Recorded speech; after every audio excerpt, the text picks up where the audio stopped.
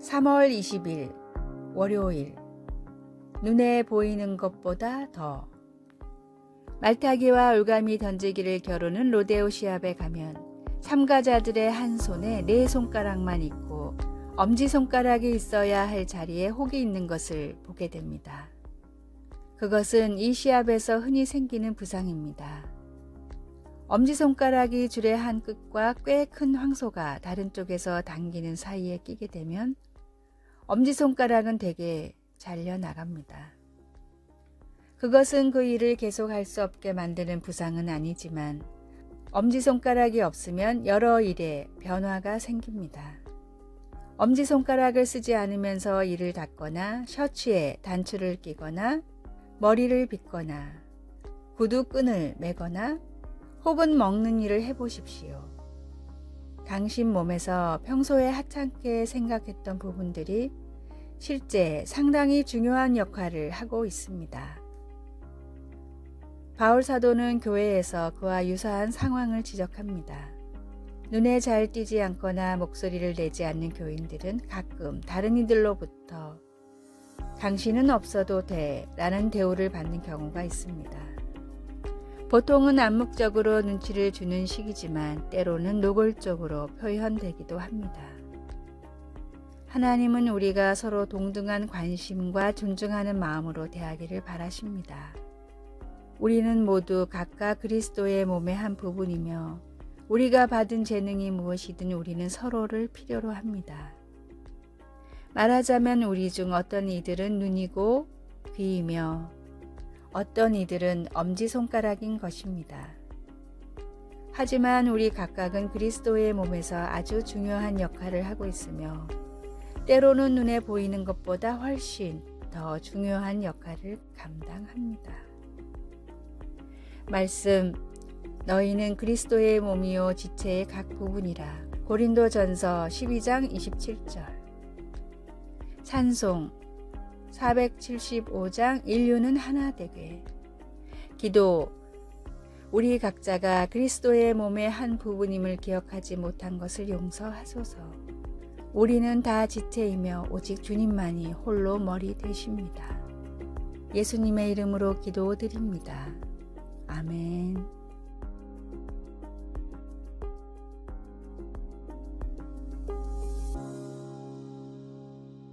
(3월 21일) 화요일. 그저 바라보길 원합니다. 프랑스의 문학 총사령관이라고 불리던 평론가 질 바르베 도르비가 길을 걷고 있었습니다. 멀찍이 떨어진 곳에서 남루한 차림의 남자가 따라오는 것을 느낀 도르비는 목적지를 향해 빠르게 걸었습니다. 유명한 평론가인 도르비에게 청탁을 하러 오는 사람들이 많았기 때문에 그런 사람 중 한 명이라고 생각했기 때문입니다. 그러나 이 남자는 적당한 거리를 유지한 채 계속 도르비를 쫓았습니다. 답답한 도르비가 결국 남자를 찾아가 따졌습니다. 도대체 왜 자꾸 날 따라오는 겁니까? 무엇을 원합니까? 청년은 감격에 겨운 목소리로 대답했습니다. 그저 선생님을 조금이라도 오랫동안 바라보길 원합니다. 레옹 블루아라는 작가는 도르비를 평소 매우 존경했는데 우연히 길에서 도르비를 발견하고는 자신도 모르게 쫓아간 것이었습니다. 이 만남으로 시작된 두 사람의 우정은 30살의 나이 차이를 극복하고 평생 동안 이어졌습니다. 이 둘의 관계처럼 하나님을 가까이에서 바라보길 원하는 우리가 할 수 있는 방법은 무엇이 있을까요? 늘 주님과 함께 하길 원하고 주님의 곁에 거하길 원하고 주님을 닮기를 원한다면 매일을 말씀과 기도로 하나님을 만나시는 하루하루가 되시길 바랍니다. 오늘의 말씀, 나의 영혼아 잠잠히 하나님만 바라라. 대저 나의 소망이 저로 쫓아 나는도다. 시편 62편 5절. 오늘의 찬송 430장 주와 같이 길 가는 것. 오늘의 만나 주님을 더 알고 싶어하는 마음이 늘 샘솟듯 솟아나게 하소서. 나를 사랑하시는 위대한 주님과 동행하는 기쁨을 누리는지 생각합시다.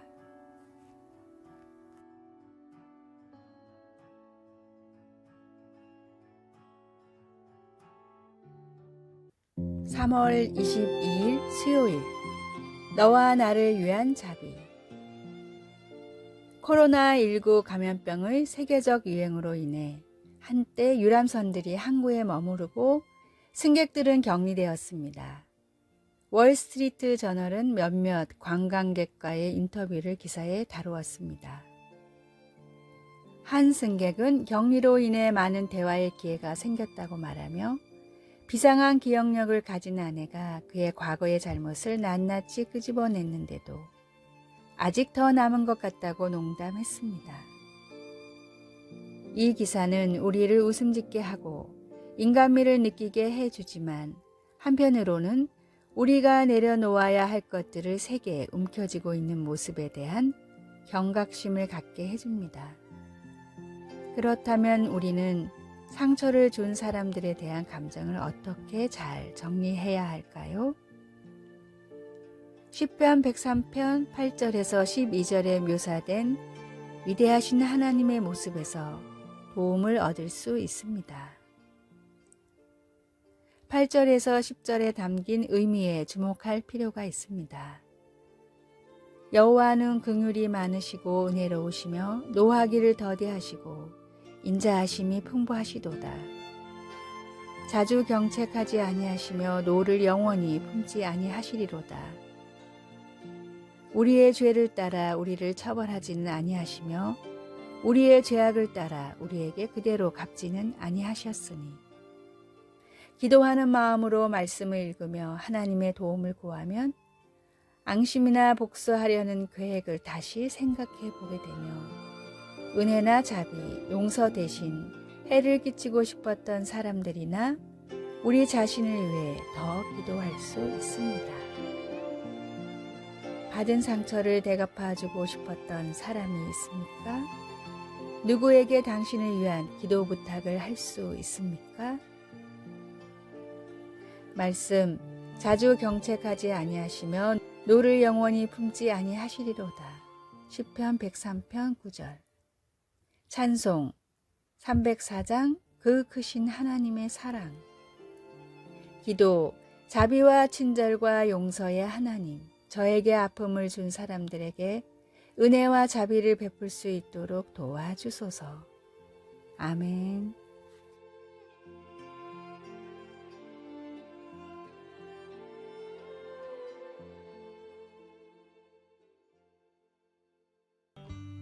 (3월 23일) 목요일, 새로운 삶의 방법. 쇠제 두루미는 광활한 몽골의 초원에서 살아가는 조류입니다. 너른 들판에 가면 쉽게 찾아볼 수 있는 쇠제 두루미이지만 가을철만 되면 한순간에 사라져 한 마리도 찾기가 힘들어집니다. 영하 50도에 이르는 혹독한 추위를 거슬러 따스한 인도를 찾아가기 때문입니다. 문제는 몽골과 인도 사이를 가로막고 있는 히말라야 산맥이었습니다. 높이가 8,000m인 히말라야 산맥은 제 아무리 세라 해도 넘어가기가 사실상 불가능합니다. 쇠제 두루미가 어떻게 1년에 2번이나 히말라야를 넘을 수 있는가는 많은 생물학자들에게 수수께끼였습니다. 그러다 최근 기술의 개발로 쇠제 두루미의 비행을 추적할 수 있게 됐는데 그 비결은 매우 놀라웠습니다. 쇠제 두루미는 과학적으로 매우 복잡한 호흡법으로 체력을 유지하며 공기 밀도가 높은 곳을 찾아 17시간 동안 쉬지 않고 날개짓을 했습니다. 사람들이 보기에는 히말라야를 1년에 2번이나 넘는 불가능한 비행이었지만 본능적으로 최적의 비행법을 알고 있던 쇠제 두루미에게는 심박에 조금도 무리가 가지 않는 편안한 여정이나 마찬가지였습니다. 우리 그리스도인은 기도의 능력을 깨달았을 때 세상이 이해할 수 없는 놀라운 능력의 삶을 살아갈 수 있습니다. 세상에서 어떤 태산 같은 어려운 일들을 만나더라도 우리의 힘과 능력이 아닌 주님이 주시는 능력과 힘으로 극복하며 나아갈 수 있습니다. 오늘의 말씀, 내가 복음을 부끄러워하지 아니하노니 이 복음은 모든 믿는 자에게 구원을 주시는 하나님의 능력이 됨이라. 첫째는 유대인에게요 또한 헬라인에게로다. 로마서 1장 16절. 오늘의 찬송 345장 캄캄한 밤 사나운 바람 불 때. 오늘의 만나, 주님께서 함께 하시면 모든 문제가 해결될 수 있음을 믿게 하소서. 세상을 이길 힘을 주신 주님을 믿고 기도와 찬양으로 나아갑시다.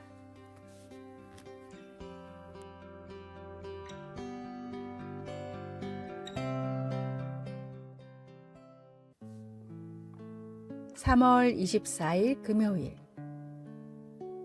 우리를 지켜보시는 하나님. 어린 손자가 헤어질 때 손을 흔들며 인사하더니 이내 뒤돌아보며 물었습니다. 할머니는 왜 우리가 떠날 때까지 현관에 서 계세요? 할머니는 아주 어린 손자의 질문이 귀엽다고 생각하며 그를 보며 웃었습니다. 그러면서 그 궁금증에 대한 좋은 대답을 생각하다가 말했습니다. 그건 예의란다. 내가 내 손님이라면 내가 떠날 때까지 지켜보는 건 내가 너를 배려한다는 것을 보여주는 거지. 대답을 들은 아이는 잠시 생각하더니 여전히 수긍이 안 가는 듯 했습니다. 그래서 할머니는 단순하게 말했습니다. 내가 너를 사랑하기 때문이야. 내가 탄 차가 길을 빠져나가는 것을 보면서 나는 내가 안전하게 집으로 가고 있다는 것을 아는 거지. 손자는 웃으며 나를 부드럽게 안아주었습니다. 마침내 알아들은 것입니다. 아이의 천진난만한 이해는 우리 모두가 기억해야 할 한 가지를 상기시켜 주었습니다. 그것은 하늘에 계신 우리 아버지도 그분의 소중한 자녀 한 사람 한 사람을 계속해서 지켜보고 계신다는 것입니다. 시편 121편은 말합니다. 여호와는 너를 지키시는 이시라. 여호와께서 내 오른쪽에서 내 그늘이 되시나니. 이스라엘 순례자들이 예배하기 위해 유엄을 무릅쓰고 예루살렘으로 향하는 길에 오를 때 그들이 가졌던 확신을 떠올려 보십시오. 낮에 해가 너를 상하게 하지 아니하며 밤의 달도 너를 해치지 아니하리로다. 여호와께서 너를 지켜 모든 환난을 면하게 하시며 또 내 영혼을 지키시리로다. 이와 같이 우리도 각자 우리의 인생 길을 올라가는 동안 영적인 위협이나 해를 당할 때 여호와께서 우리의 출입을 지켜주실 것입니다. 왜요? 하나님의 사랑 때문입니다. 언제요? 지금부터 영원까지입니다. 말씀, 여호와는 너를 지키시는 이시라. 시편 121편 5절. 찬송 383장 눈을 들어 산을 보니. 기도, 하나님 아버지, 우리가 인생 길을 가는 동안 우리를 지키시고 안전하게 보호해 주시니 감사합니다. 예수님의 이름으로 기도드립니다. 아멘.